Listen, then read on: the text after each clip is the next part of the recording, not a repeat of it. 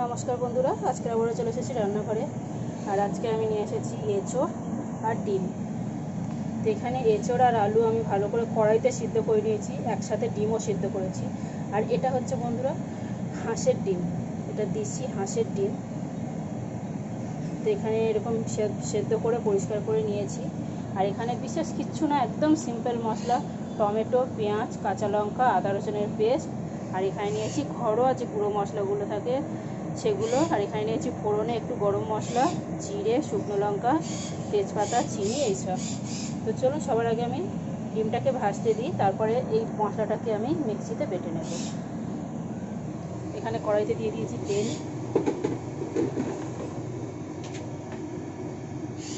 সামান্য একটু হলুদ গুঁড়ো দিয়ে দিলাম,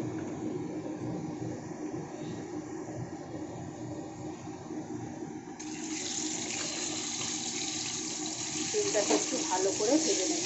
খুব বেশি ভালো কড়া করে ভাজবো না, আমি ডিম খুব কড়া করে ভাজা একদম পছন্দ করি না, হালকা করেই ভেজে নেব। এখানে দেখুন আমি ডিমটা বেশ হালকা করে ভেজে নিয়েছি, কত সুন্দর করে। এবারে আমি ডিমটাকে তুলে নেব। এখানে ডিমটা আমি তুলে নিয়েছি। নেওয়ার পরে এই সব কিছু একসাথে আমি তেলের উপরে ফোড়ন দিয়ে দিলাম।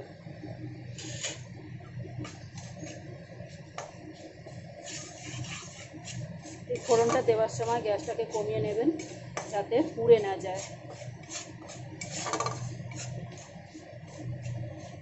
এতে কিন্তু তরকারির কালার দারুণ পরিমাণে আসবে, আলাদা করে কোনো কালার ব্যবহার করতে হবে না। এরপরে বেটে রাখা মশলাটা আমি দিয়ে দিলাম। এবারে আমি গ্যাসটাকে কমিয়ে রেখে সুন্দর করে মশলাটাকে কষিয়ে নেব। এতে কিন্তু খুব ঝটপট রান্না হয়ে যাবে, একদম 5 মিনিটে। যদি সব সেদ্ধ করা থাকে তো 5 মিনিটের বেশি সত্যি বলছি বন্ধুরা লাগবে না, খুব ঝটপট রান্না হয়ে যাবে। গরমের সময় রান্নাঘরে থাকতে যে কী কষ্ট হয় তা আমরা যারা রান্নাঘরে ঢুকি তারা খুব ভালো করে বুঝি। তাই খুব চটপট রান্নাটা আমি দেখিয়ে দিচ্ছি। এখানে মশলাটা কত সুন্দরভাবে কষানো হয়ে গেছে, দেখুন মশলা থেকে তেল ছাড়তে শুরু করেছে।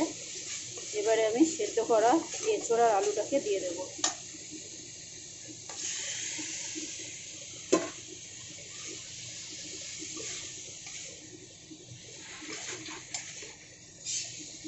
এটাকেও 2 মিনিট ভালো করে একটু কষিয়ে নেব, ঢাকা দিয়ে দিয়ে বেশ কষিয়ে নেবো, তাহলে নুন মশলা এর মধ্যে সব ঢুকে যাবে। আমি কিন্তু এখানে এখনও নুনটা দিইনি, নুনটা দেবো। এই কষাতে কষাতেই নুনটা দিয়ে দেবো।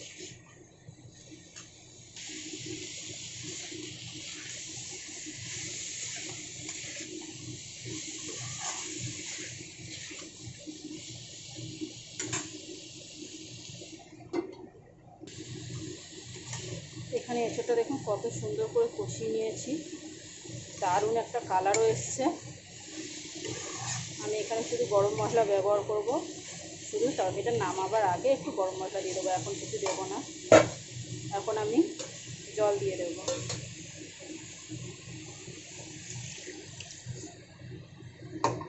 কীরকম ঝোল রাখবেন সেই বুঝে একটু জল দিয়ে দেবেন।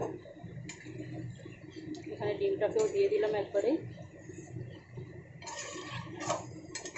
এবারে কিছুক্ষণ ফুটিয়ে নেব ভালো করে।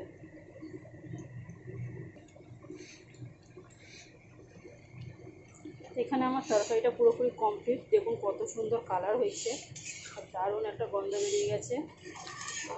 ঝোল কীরকম রাখবেন সেটা নিজের ইচ্ছে মতো।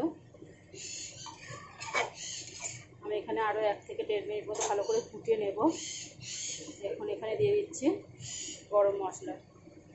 নুন চিনিটা একটু ট্রাই করে নেবেন, টেস্ট করে নেবেন। আজকের ভিডিওটা কেমন লাগলো বন্ধুরা, অবশ্যই লাইক কমেন্ট শেয়ার করে আমাকে জানাবেন। ভালো লাগলে আমার চ্যানেলটাকে সাবস্ক্রাইব করবেন। বন্ধুদেরকে অনেক অনেক ধন্যবাদ আমার ভিডিও দেখার জন্য।